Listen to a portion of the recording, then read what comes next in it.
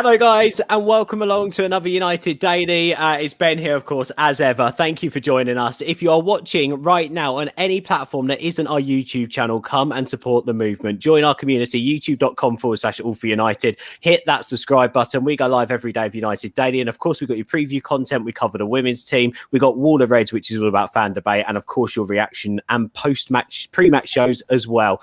So come and join us over on the YouTube channel. And, of course, if you love your podcasts, on whatever platform you used to listen to your audio, just search All for United, United Daily, and follow us over there. Right, big talking points to jump into today. Ollie has hinted that he could include Diallo in the squad for Everton. We're going to jump into that with the guys. We're also going to take a look at players that have thrived and, so to speak, drowned at being thrown in at the deep end at this club. So we're going to have a little chat about that. And the guys have done some research. Well, when I say the guys have done some research, Neil's done some research. Barry's got every excuse under the sun as to why he hasn't done any research. Something to do with a Jack Grealish compilation. He can't type. My research is in here. It's all in here. Research, there we go. All in there. And as you can see, I have got the best. Do you know what? The way we describe these two on All for United is the Manchester United Chuckle Brothers, because it really is from me to you, from me to you. These two are great value. Barry and Neil are going to join me every Thursday. So, lads, I thought what better conversation to jump into than one of our young lads who's coming through the ranks. Neil, I say coming through the ranks. He joined, obviously, in January. We had high hopes for him. Amad Diallo. What are you making of the reports this morning that Ollie could push him into the squad for the Everton game? Chuck him in. Give him a whiz. There's no crowd, so he hasn't got the pressure of an away crowd.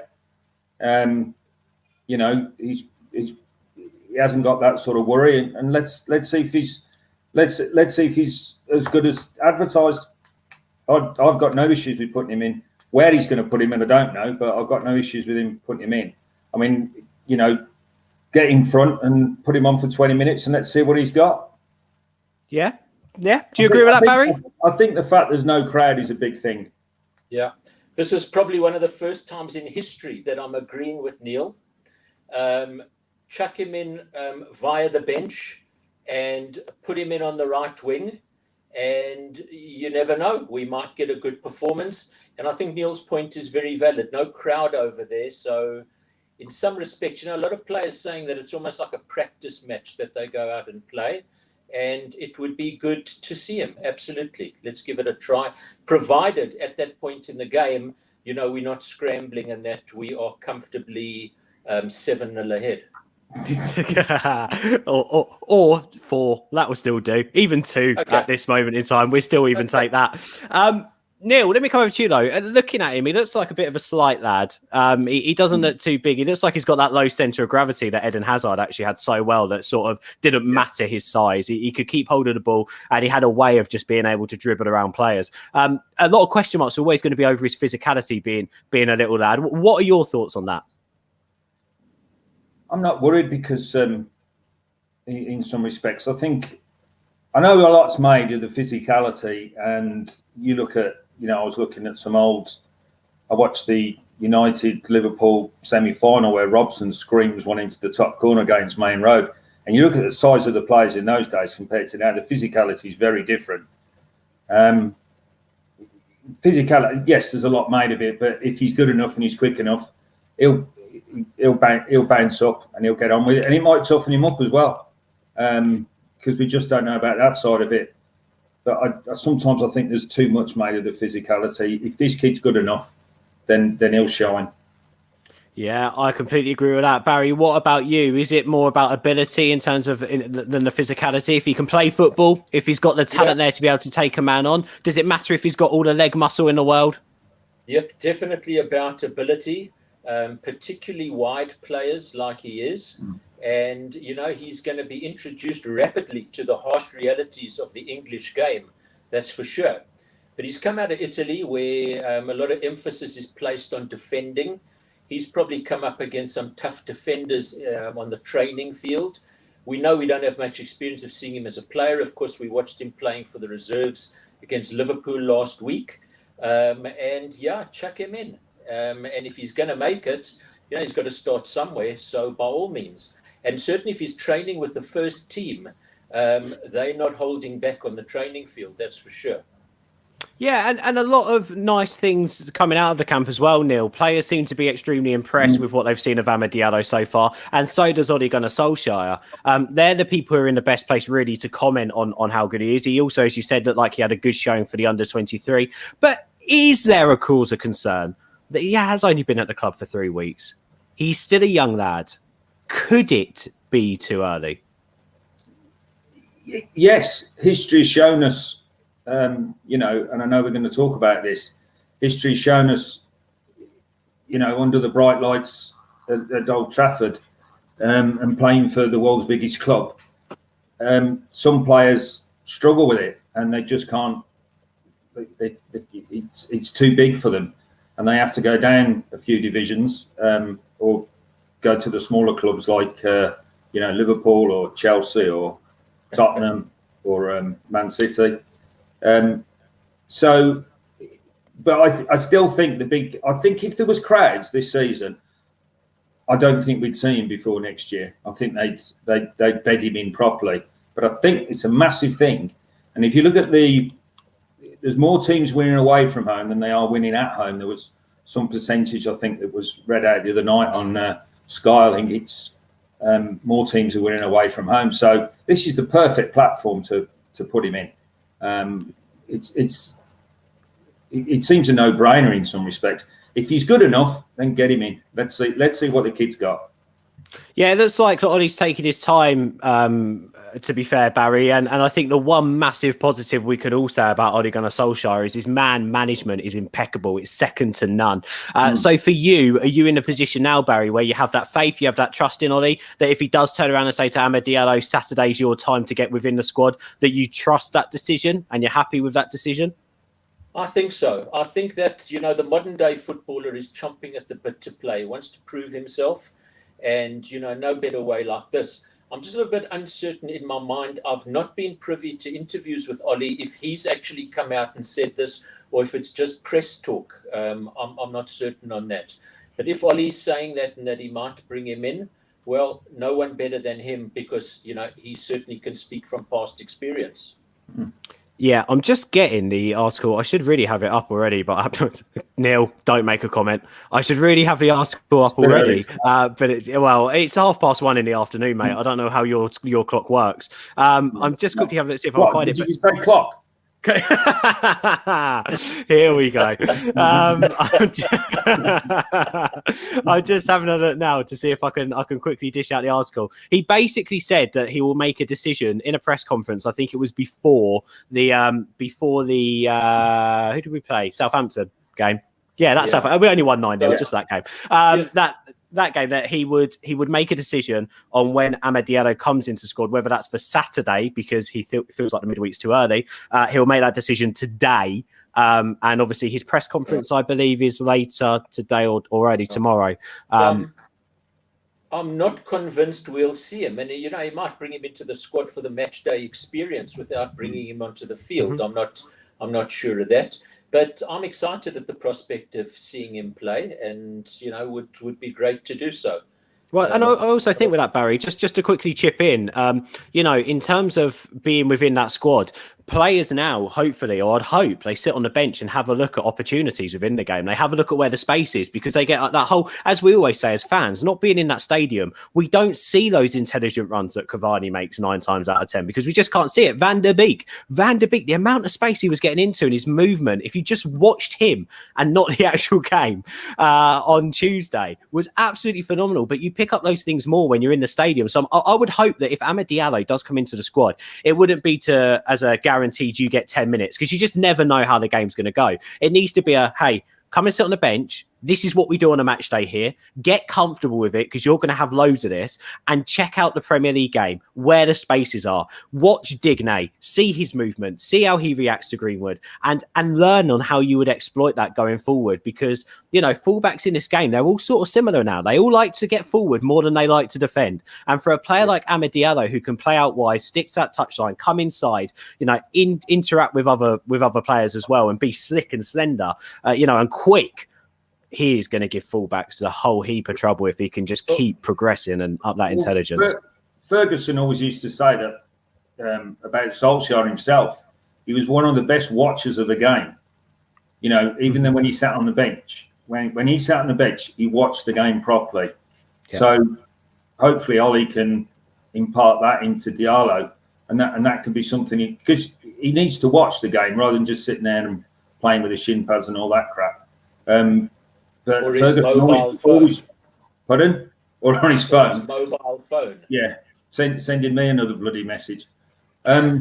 So hopefully Ollie's got the experience of being on the bench at Old Trafford, and like I say, Ferguson always used to be enamoured with Ollie. In terms of when he came onto the pitch, he was ready to go. He knew what he needed to do.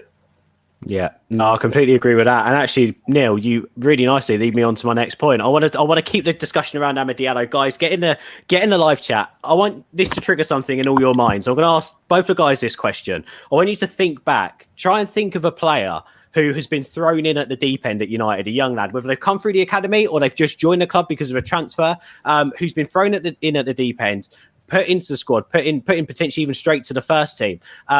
And they've done well. They've thrived off it. They really impressed. But one that first straight away comes to mind is actually, I don't know if either of you guys are going to say this, so if I'm about to steal your limelight, would probably be Marcus Rashford from recent memory. The way that he was thrown in, scored his goals, and hasn't been out that first team squad ever since he came in. But I'm going to go to each of the guys first. Neil, what about for you? A young lad who's been thrown into at the deep end at United and has thrived on that. Lee Sharp. Why? Give us a bit of background on what happened there, and this is I'm going to sound Billy Big Spuds here, but I don't care.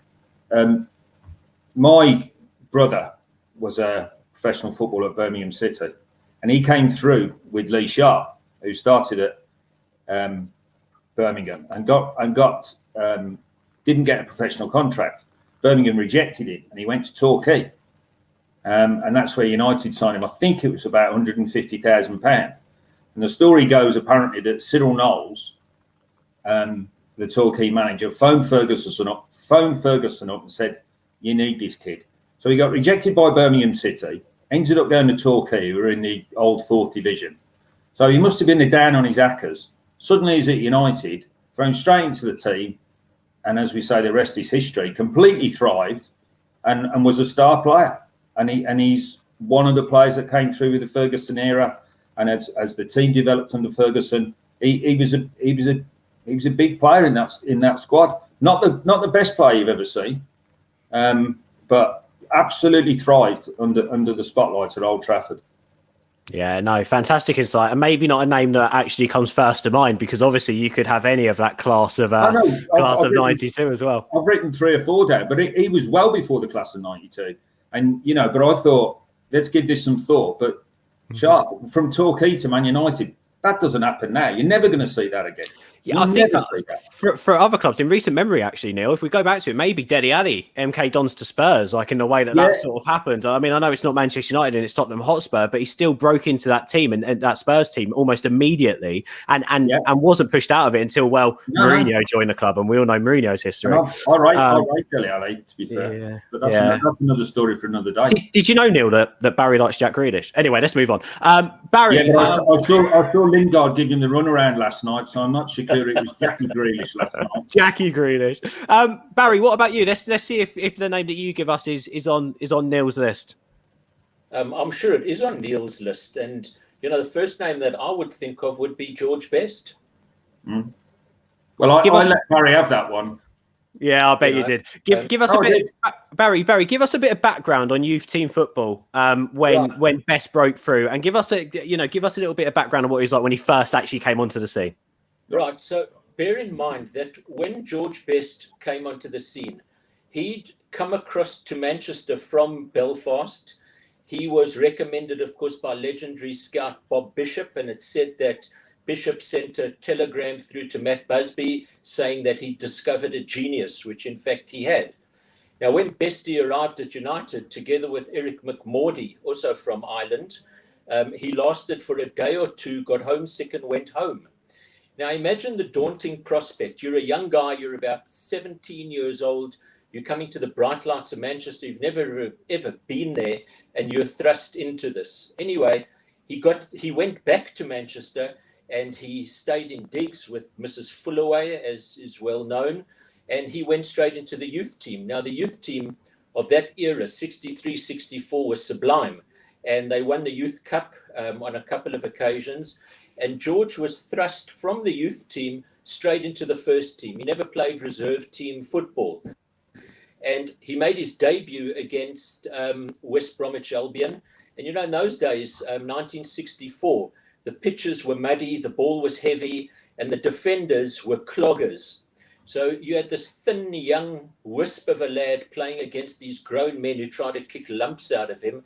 And, of course, from the get-go, he actually said he was never, ever nervous for a game. And he thrived from the beginning. And, of course, in my opinion, is the greatest player that's ever worn the United shirt, and arguably that's ever worn a football shirt. And he went on to thrill us for many a season. Wow.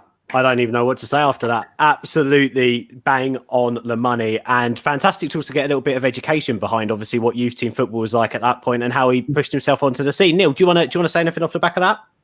Well, you can't argue with Bestie if you're looking for an example. Probably not the best way to live your life in the end, but just an unbelievable. I mean, my dad talks to me about Best, and he says Bestie's, best United player he's ever seen, probably top 3 all time. And my dad would consider he was actually underrated because he was Northern Irish. He never played in a World Cup, which is an absolute travesty. But you can't argue with Bestie. I mean, you look at the pictures, go on YouTube and look at Bestie in his early days. I mean, we started this worried about Diallo because he was slight. My God. He looks a man mountain compared to how Bestie looked in his early days. He looked like Willow the Wisp. And he still managed to keep it in, and he still managed to go on and achieve greatness. Absolute genius. Loads of guys in the chat. If you're not over on YouTube, guys, come over and support us. Hit that subscribe button, and please like the video as well. youtube.com/all for United. Join our community over here. We're discussing Amad Diallo potentially going in the squad, and I asked the guys then to name a player each that they saw that was a young lad at United, got thrown in the deep end, put into the first team, put in the squad, and went on to thrive. And I suppose on the opposite end, Neil, we discussed it. Could it be too soon for Diallo? I want to also have a look at maybe a player each that was thrown into the first team, had the world of promise, and maybe didn't thrive, and in the end didn't reach that height that we all potentially spoke about with him. God, I'm trying to think. I'm going to think of a couple now. Who's your name? Rodrigo Possebon. When he appeared, and they were trying to replace Keane, and Ferguson had earmarked this kid, and he looked something special, and he looked a right player. The quotes from the other players, and he got a lot. This kid, box to box, and I know it's a cliche, but he was a box to box player, Brazilian, tall, strong. Was once he'd grown into his frame, it could have been an absolute, Pogba size, and then horrific tackle in a League Cup game, I think, Middlesbrough. They thought he broke his leg. He had oxygen on the pitch, and then he never recovered. He never got it right. He never got his head right. He couldn't handle, the pressure and stuff. And within a year, he'd gone, and then played for numerous clubs around the world and become classic sort of, I think he played in Vietnam and places like that. And it was just a terrible waste of a talent. From someone who could have gone down as an absolute great. I mean, there's loads of them that you could think of. The obvious one is Ravel Morrison. Yes. Some people will say Depay. In a way, I personally wouldn't go with that one, but for me, it would be Possebon. Go back and see some footage of him. He was a player and a half. He was, that kid. Yeah, it was just a shame. It was just a terrible shame what happened to him. Yeah, I'm with you on that, and obviously that, as you said, there was a life-changing injury. Wasn't there? Yeah. One more player. It's a bit controversial, this one. Now you got to hear me out on this one.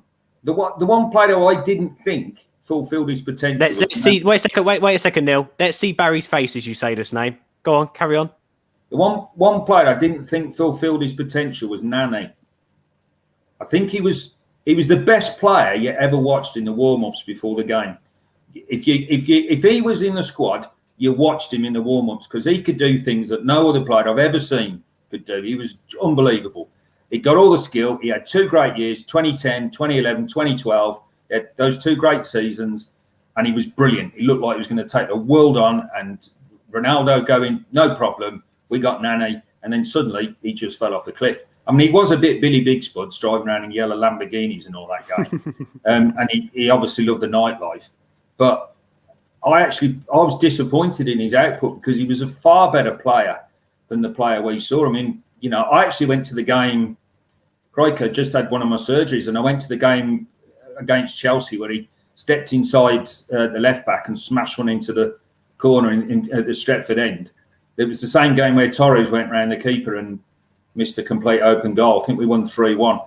Mm-hmm. And he was brilliant. He absolutely destroyed Chelsea that day. And I put Nani as quite a disappointment for his ability. He also completely destroyed City in the second half of that Community Shield game when we came back. He was absolutely phenomenal. Yeah. And I don't care what anyone says, it's his red card against Madrid that completely changed that tie. He was having one heck of a start to that game. He didn't train on as a racing parlance. He never trained on properly. But Neil, I also think of that whole thing, like you said about the yellow Lamborghini a little bit. I think he also believed he was Ronaldo, like he was the next coming of Ronaldo at some times. And I think that's why we also believed that hype and we got frustrated with some of his performances. A lot of comments coming in. Ravel Morrison is a fantastic shout. I also want to go into a couple more. And there is one in here that came straight to my mind because I was a massive David Beckham fan. And when he burst onto the scene, he was hailed as the next coming of David Beckham. And that name's been put in the live chat. I'm going to come to that in a second. What about you, Barry? One player for you that got pushed into the first team, ushered into the first team a little bit, had all the hype about them, and potentially didn't reach that potential? Firstly, I'd like to respond to a couple of Neil's comments. He's correct about Possebon being injured against Middlesbrough. And in fact, the thug in question was Emmanuel Pogatetz, who was an absolute savage of a player. Dirty bastard. I have to say, on one of my visits to Carrington, here we go. And I'll just pick that up, Barry. Let me pick that up. Neil. To be fair, you dropped the Lee Sharp clanger about the fact that you knew someone who knew him the other day, so you've got to give him an opportunity. Picture up with you and Brian Robson. Neil, I was silent while you were talking. Give me a chance, please. All right, Dad. So I actually saw Possebon there not long after he was injured, and I can tell you his knee was an absolute mess. An absolute mess. He absolutely got nailed. And I think that was the start of the problems that he had. I'd also like to disagree with you on Nani, because even though he at times was frustrating, he had some unbelievable performances at United. I don't know, we can call him a failure at United. No, I didn't. I do agree in part that he never kicked on to maybe reach the heights that he could have, because you either got brilliance or you got frustration from him. And funnily enough, I was also at that Chelsea game, and that is, I knew I'd seen you before, and that I recognize you from that game. I was at that game. The player that I would put forward is Kiko Makeda as being a disappointment. He got thrust, of course, into the first team. He made a dream debut in that 3-2 victory over Aston Villa.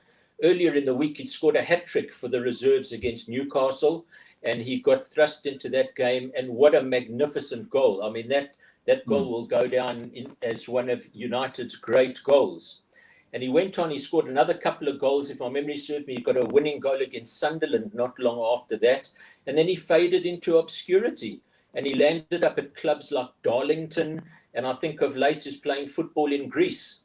So he was one who was tipped for greatness, but he never achieved that. Yeah, that's a really good shout. And to be fair, some people have mentioned that in the comments too. The one name that I was thinking of when he came through and he was billed, and I know someone else put it in here, was Chris Eagles. Do you remember the promise that was billed about him out on that right-hand side? He was the answer to David Beckham, and it just never worked. Yeah, no, he scored never a worked anywhere. Goal. Chris got a great goal against Everton in a 4-2 win at Goodison Park. When we were 2-0 down. And I think Eagles went on to have a reasonable career at Bolton, but certainly he never kicked on at United. And if I can add in one other one that I would have added in at United was Gerard Piqué, of course, who United, but went on to have a magnificent career. And I think unluckily for him, he appeared kind of at the time that you had the Vidic-Ferdinand partnership. So, and he made a couple of errors and off he went back to Barcelona. I'm going to say a few more names in a second, but you're getting a lot of support, guys. Would you put Gillespie in? Do you think Gillespie? One sec, Neil. Let's come back to that. Let me just quickly say some hellos because you're getting a lot of love in the comments. Hello to Jacob. Reese is in there as well. Jamie's in there. Hughes Mark is in there too. Hello to who else is around? Jonathan's just jumped in as well. Guys, keep your live chats coming in as the guys talk. Go on, carry on. Sorry, Gillespie. Yeah, I mean, Gillespie. That was a career that just went sideways, didn't it? And he was brilliant, quick, strong. But Terry Cook as well. Terry Cook about the same time as Gillespie. There's loads of them. And bloody hell, we never mind doing a show in an afternoon. We could be here for a week. Well, you know who a great tragedy was, and unfortunately because of injury, of course, is Ben Thornley. Yeah, bad injury that was, wasn't it? And it shows how much the club think of him. That he is literally on MUTV non-stop at the moment, and he's not necessarily a name that you would associate immediately with, obviously, legendary status of the club and Manchester United. The fact that Manchester United give him all that work, he's got a fantastic footballing brain, and B, that's how highly respected he was within the club at that time. I think it says a lot. He was felt by many in that class of 92 to be the best player out of all of them. Yeah. He got a lot. Some names coming in here, guys. Honestly, I want to throw one more name at you. I saw it earlier on. I just want to grab it back up here. And I am completely with this. One of recent. Phil Jones. Don't say that. But he's back in our squad. He's going to be like a new signing.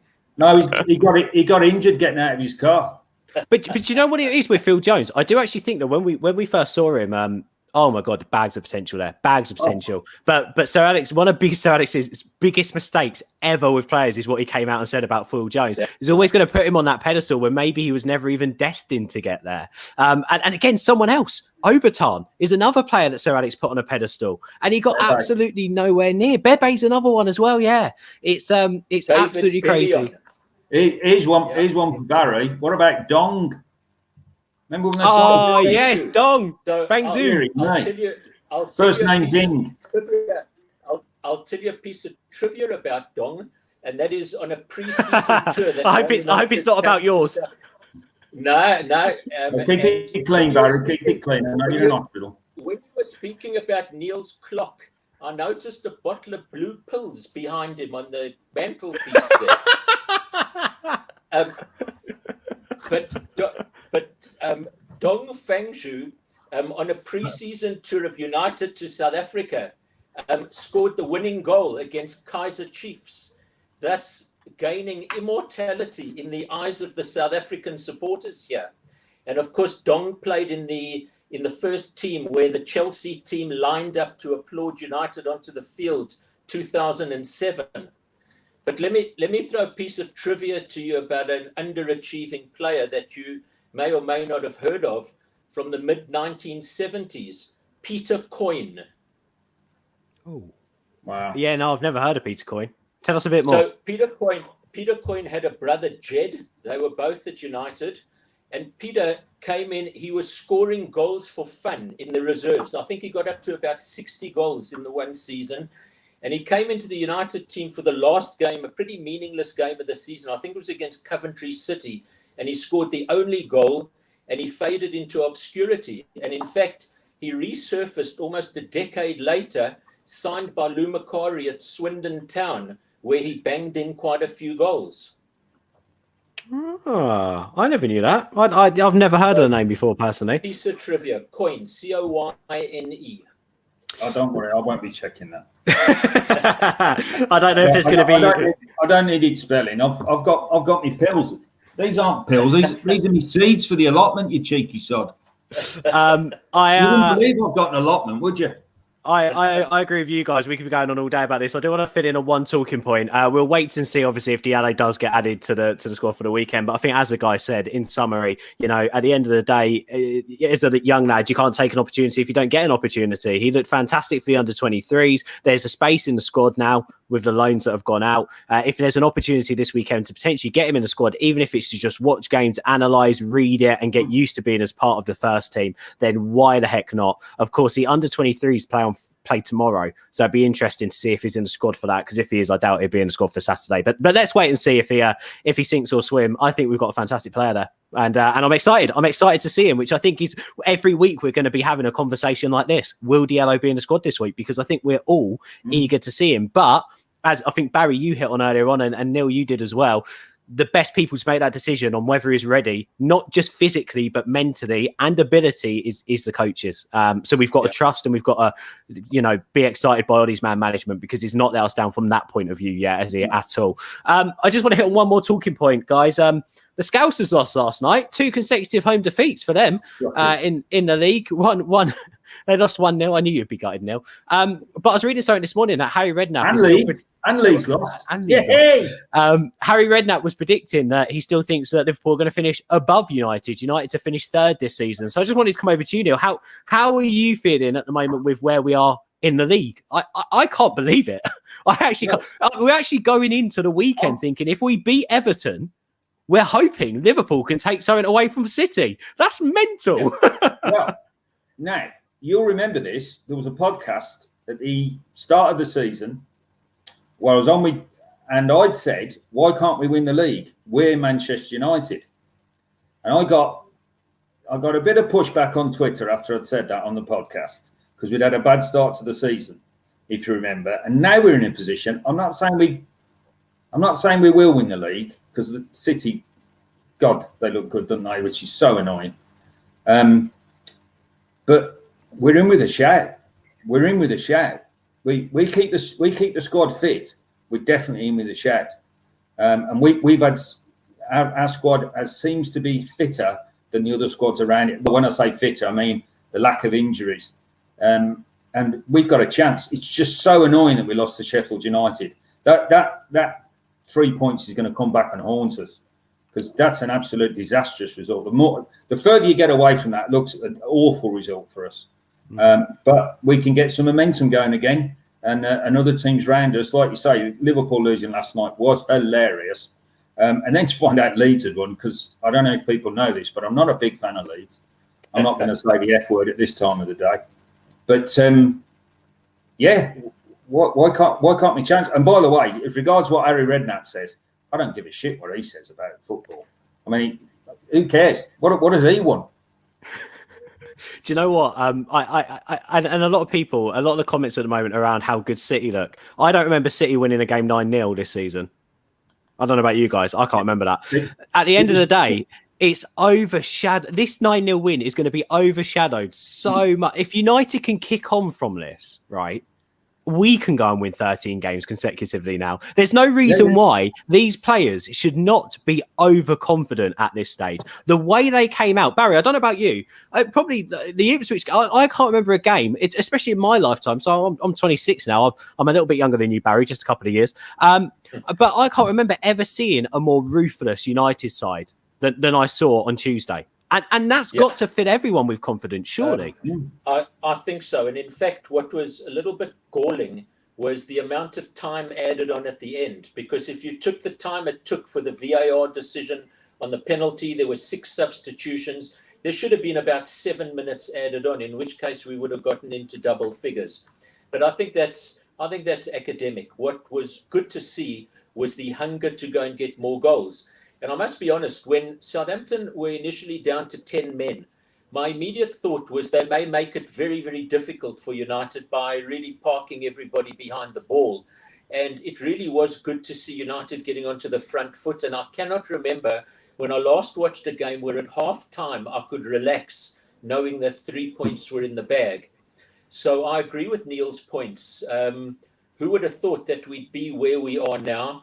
And that Sheffield United game is a real disappointment, especially with the news coming out afterwards that on review by the various people, whoever you call them, the Sheffield goal should have been disallowed. Our goal should have been allowed.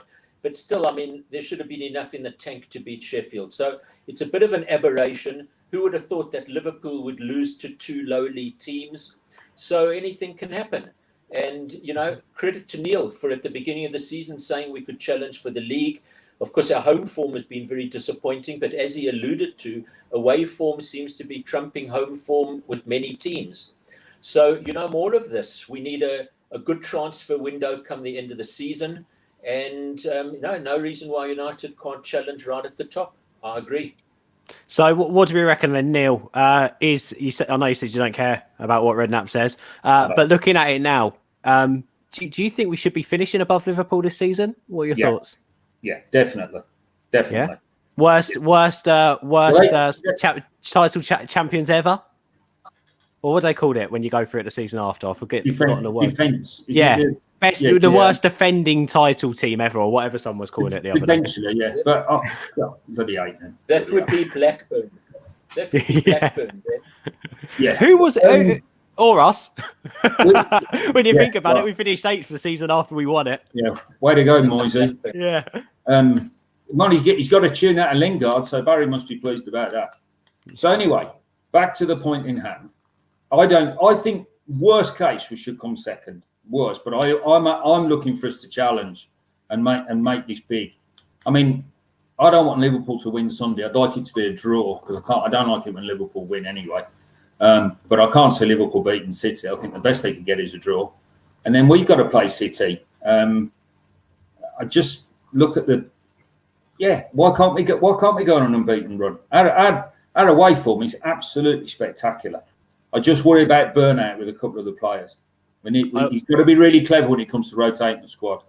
I also said the other day, what's been lost in this whole chatter about United because we lost to Sheffield United right at the title race, blah, blah, blah. We're not. That's absolutely nonsense. We're still only 4 points behind the leaders, no matter if they've got a game in hand or not. But what's actually been lost is the fact that there's now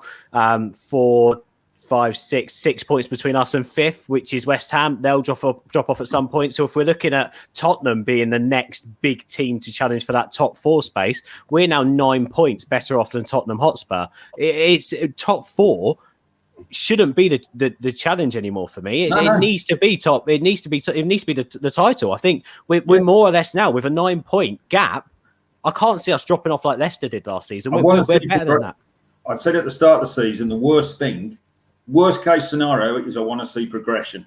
Mm-hmm. Got to see progression from this team because Ollie needs it for the security of his job as well. We need progression. We can't go backwards. No regression. We need progression in this. And if we do better than we did last year, that is progression. But I want us challenging for the title. I said it at the start, and I believe it now. And now's the time. The great United sides of the past. This is the time of year where they kicked on. Mm-hmm. Yeah.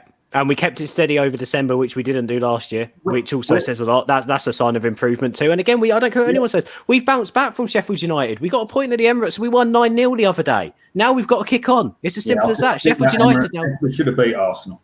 But it doesn't matter now. We just got to kick on against Everton. That's what matters. And we've got winnable games coming up. We could be putting some proper pressure on City and Liverpool, who have some tough fixtures coming up. They really do. Barry, what about you on Redknapp's comments? Do you think that Liverpool finish above us this season? What are your thoughts?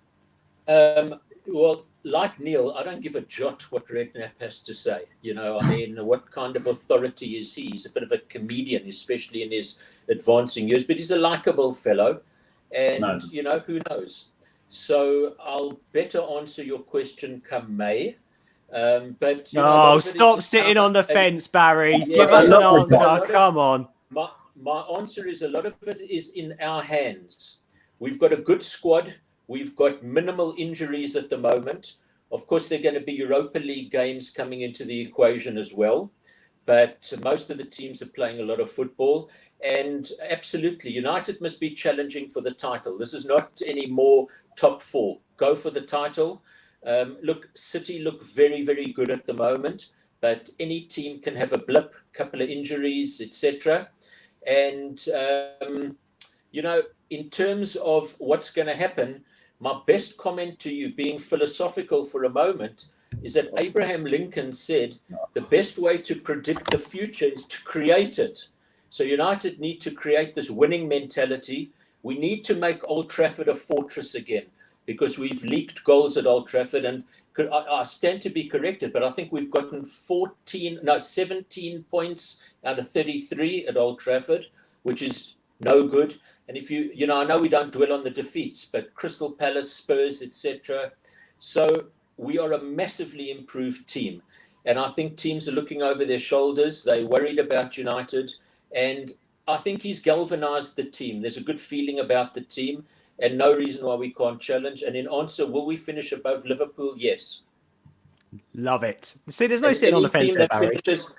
Any team that finishes above City will win the league.